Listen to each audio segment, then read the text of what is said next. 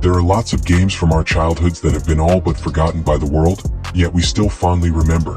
Kula World, Starsky and Hutch, the game, Unirally.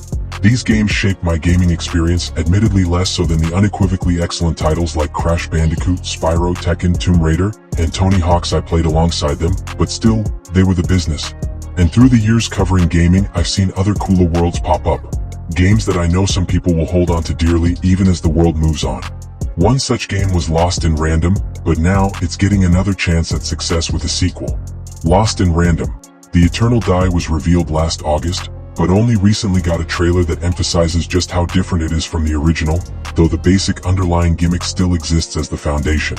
Lost in Random launched in 2021 to positive reviews but few players, which oddly suited it as a game with a killer premise but a limited amount of intrigue beneath the surface.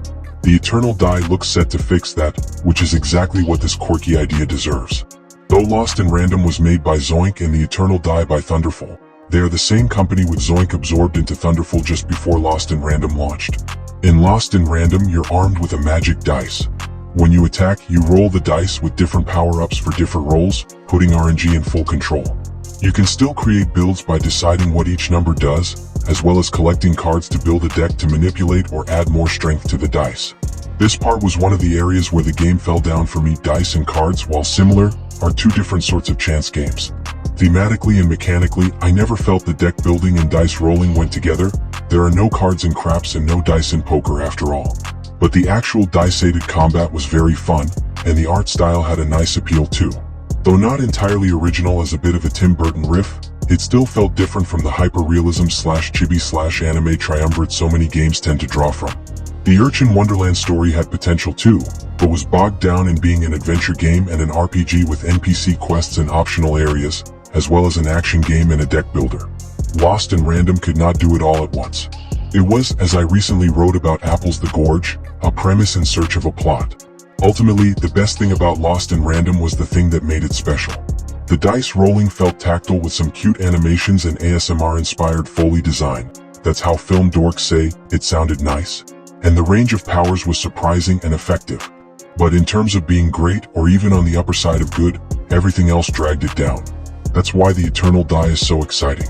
The Eternal Die is keeping the dice rolling but not much else. It's now an action roguelike, and while the trailer is doing a very good impression of Hades with dice, that sounds like a good enough pitch to me. The recent wave of roguelikes is a little reductive in a post-Hades world, but streamlining what works about Lost in Random while shearing off the RPG and adventure wandering fluff is the best move the game could make.